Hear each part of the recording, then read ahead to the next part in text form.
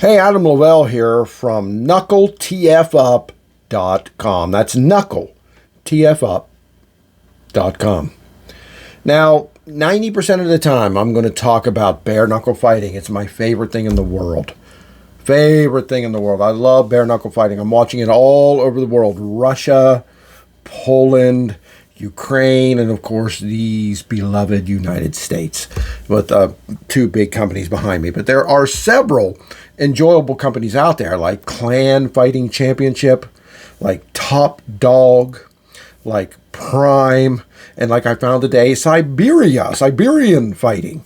Now, it's the camera work and some of the production value is not very high with the Siberian Fighting, but I don't care. It's still solid, enjoyable stuff. I'm watching all this bare knuckle fighting because I can't get enough of it. It's manhood personified to me. But every once in a while, a gloved company will sneak in here and make me enjoy them at least a little bit, and sometimes a lot, like Dirty Boxing. I'm a fan so far. They've had 2 shows, and I've been a fan of those shows.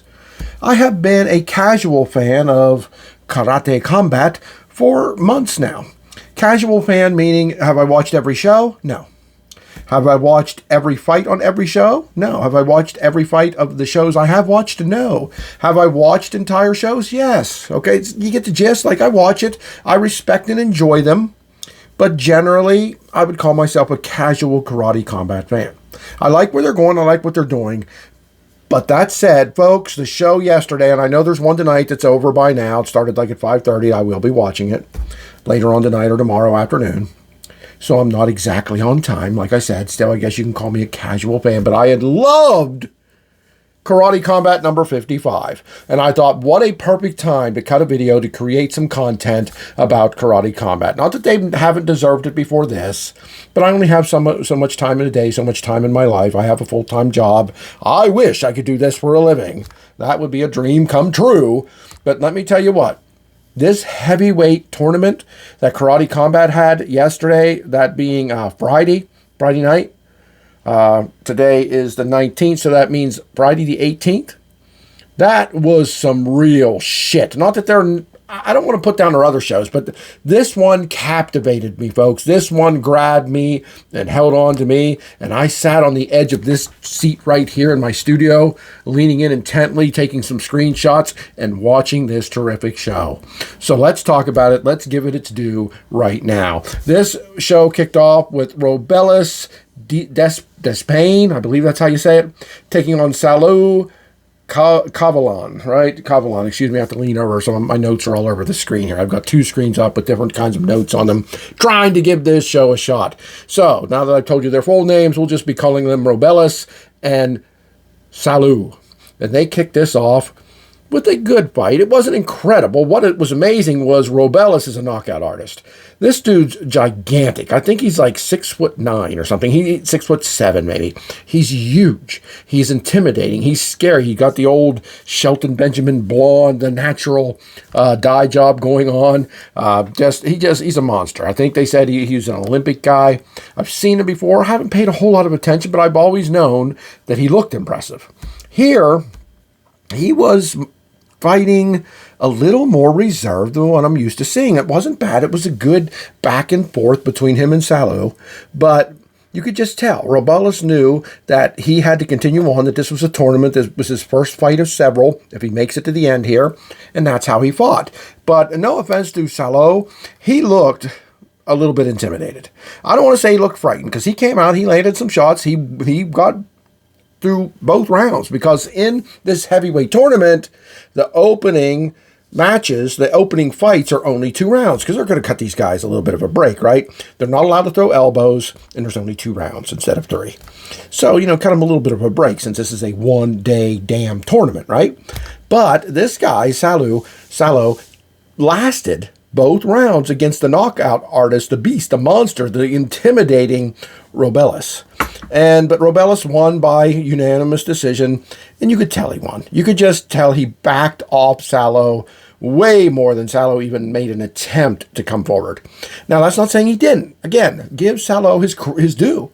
He lasted 2 rounds against the monster, against the beast, Robelis. But he did so looking intimidated, in my opinion, and it was clear who won this fight. Salow advances in the tournament by unanimous decision. This next bout was Tim Johnson versus Chase Sherman. It's two names that I can pronounce at least. And this didn't last long.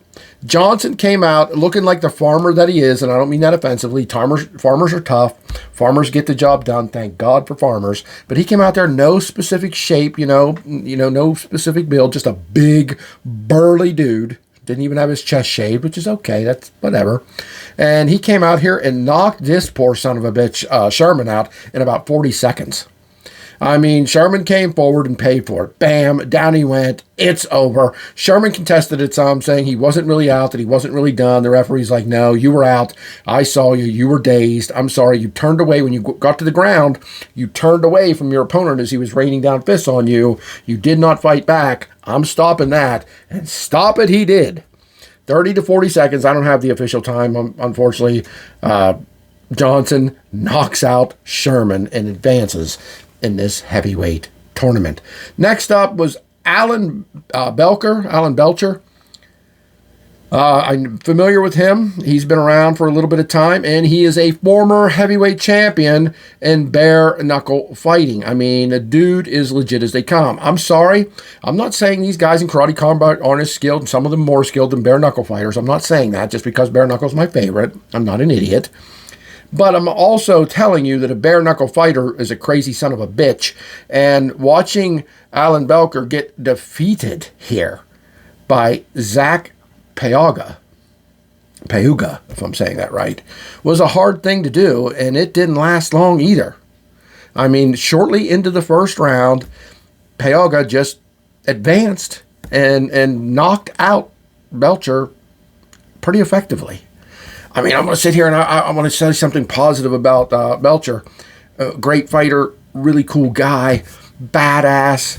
But he got taken out here kind of quick and easily, and it really shocked me. But I'll tell you what, his opponent here, Zach Piaga, is legit as they come. I know nothing about him before this fight, but you'll see as this tournament goes on, this dude is a badass, and he's proved it here, and he proved it all fight long.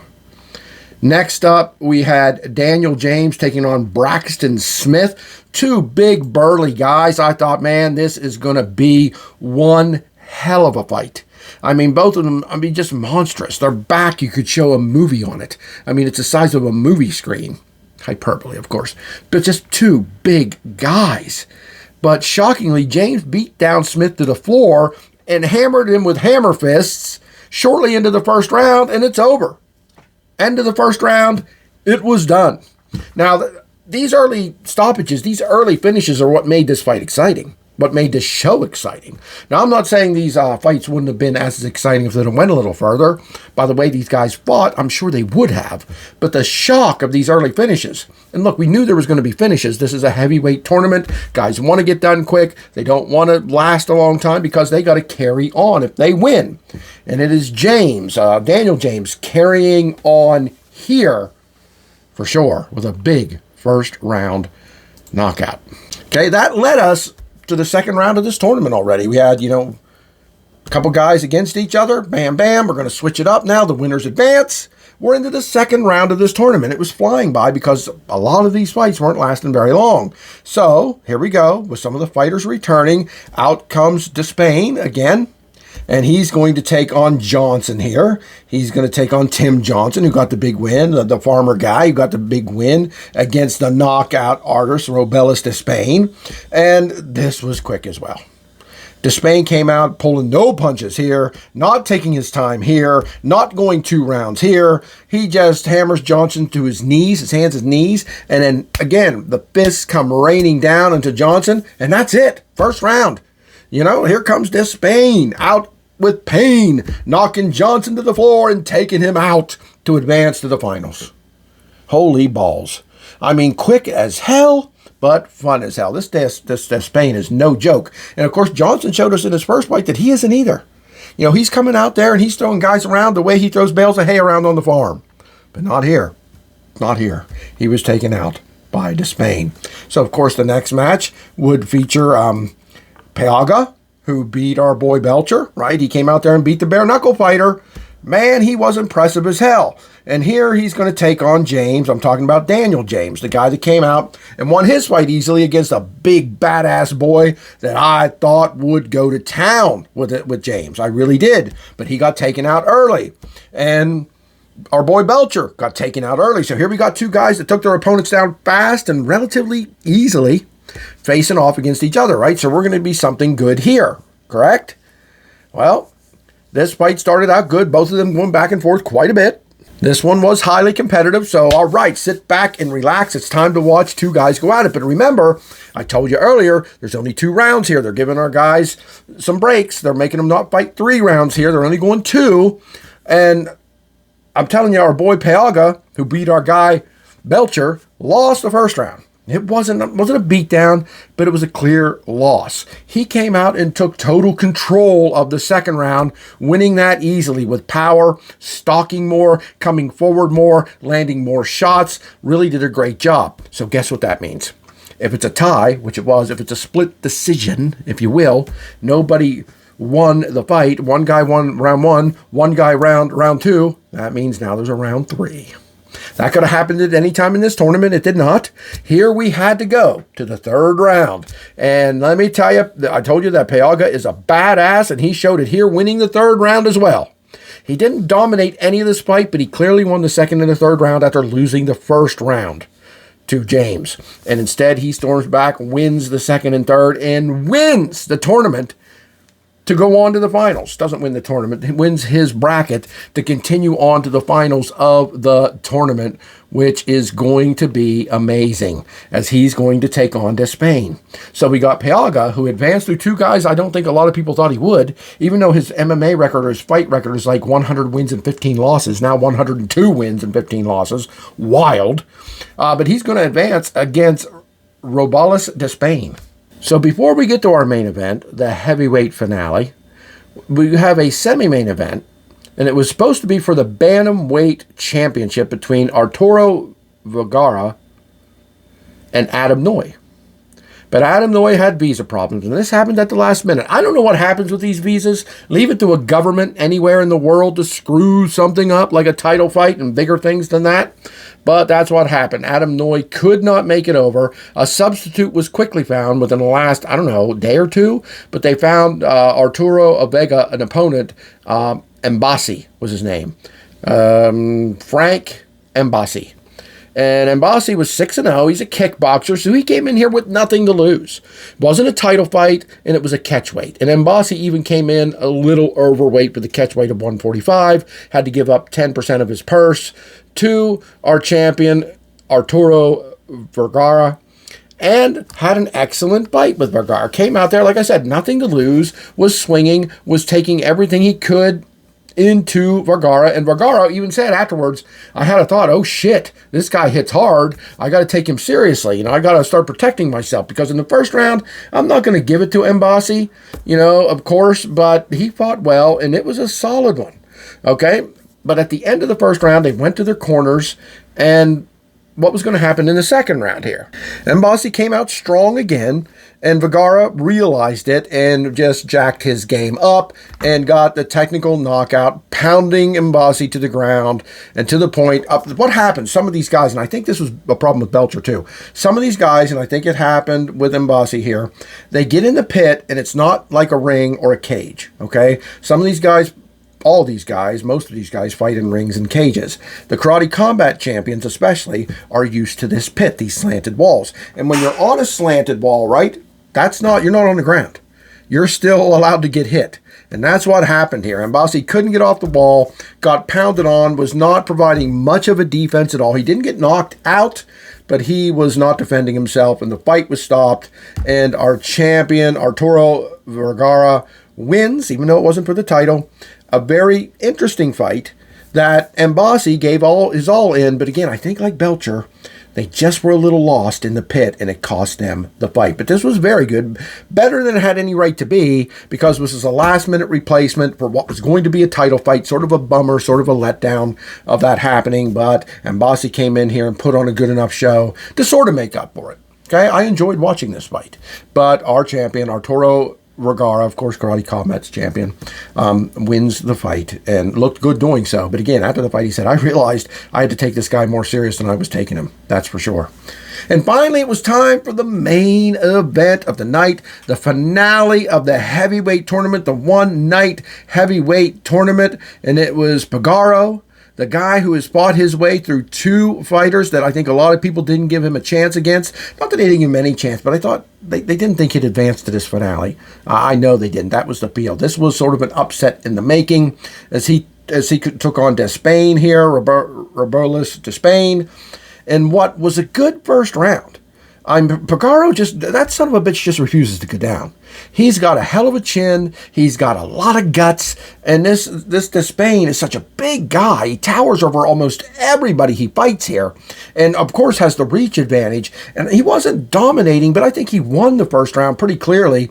He damaged the right eye of Pagaro pretty seriously. Unfortunately, such swelling under the right eye of Pagaro that the doctor refused to let the fight go into the second round. And Despain wins by TKO, doctor stoppage, before the second round could start, after he examined the eye. Look, I've been watching this fighting long enough. Not long. I just became a big fan of bare knuckle. And like I said, I've been a casual fan, and you can tell by the way I pronounce some names and look at this stuff that I've been a casual fan of Karate Combat. But if they keep showing shows like this, boy, they're gonna win me over like Dirty Boxing did, and I'll like bare knuckle in two gloved companies. I never thought it would happen at all. But this show was great. This was a disappointing end to the main event. It was nobody's fault. You have to listen to your doctor. That was what I was going to say just a second ago. I've learned that. You don't want to cost a fighter his vision, for God's sake. You know, they're going to stop it. They're going to be a little overly cautious when it comes to somebody's eyesight. Now, like some of the commentators, Bass Rutten and his buddies there, were saying, like, maybe he saw blood behind the pupil. I mean, that's a big deal. I don't know if that's what happened, but something happened that the doctor said, I can't let this guy risk it. I've got to stop it. And Despain, who was the predicted winner here, of course, wins it by doctor stoppage, TKO, basically the beginning before the bell rang for the second round. And again, he will go on to get a heavyweight title shot against the monstrous as well, smiling Sam Alvey. Now, of course, I say monstrous. He's not as tall as Despain, probably not as heavy. He's around 205, 210 pounds, 6'2". Despain is like 6'7", 265 pounds. So he's going to have a massive advantage, height, weight, reach-wise against Smiling Sam Alvey. But then you can't ever doubt old Smiling Sam. He's an amazing fighter. He's the heavyweight champion. He's defended numerous times successfully. So this is a fight we can't wait on. We, meaning the fans, right? We have got to see Despain versus Alvey, and we're going to see it because Despain won this one-day multi-man tournament. This is the best Karate Combat show I've ever seen. I've watched several of them, some whole ones, some partial ones. I've loved this the most. I know you can't have these tournaments off it. I get it. I'm going to watch the show they had tonight. This is Saturday night as I record this, Saturday the 18th. And I will watch that. Maybe tonight, but definitely by tomorrow afternoon, and I'll be back to talk about it. But again, forgive me for any slip-ups or faux pas I've had about this. First time I've ever talked about Karate Combat on camera. I'll get better at it as I have Bare Knuckle Fighting Championship and Bare Knuckle Boxing. I'm watching so much fighting. Sometimes it's hard to keep track of it all, but I love it all, and I'm doing the best I can. Notes here on my screen, having to pause and look stuff up. Oh, did I write that? Was that guy's name spelled right? I'm doing the best I can for something I'm really enjoying and absolutely loving for the most part, and I love 10 out of 10. Woo, where'd that come from, Adam? I'm giving this show a 10 out of 10 based on the skill level of it, based on my excitement of it, based on presentation, based on would I ever recommend this, based on numerous things. I don't give too many 10 out of 10s because I've learned that I love the fighting I watch so much that I could give it all 10 out of 10s, and it's based on emotion and enjoyment, and I got to base it on more than that. There was not one thing wrong here. Now, yes, the finale ended with a doctor stoppage, but I'm not punishing it points-wise for that. Now, the fights can end that way. Now, that's just how it goes. That's how the guy won. He beat him, banged him up enough that the doctor said he ain't going to fight anymore. And there's nothing wrong with that. Unfortunate because we only got to see one round, but that's how fighting goes. 10 out of 10. Great show, Karate Combat 55. Highly recommended. I'll be watching 56 here shortly and give you my thoughts on that as well. I'm Adam Lavelle, knuckletfup.com. No karate combat stuff there yet, but I will be putting it up. I got to work on the website. Truthfully, I spend more time recording these videos and editing these than I do anything else, but I will get to the website and do some work on that this weekend, including throwing karate combat links up there. And I'll be back to talk about karate combat, dirty boxing, bare knuckle fighting before you know it. And I can't wait.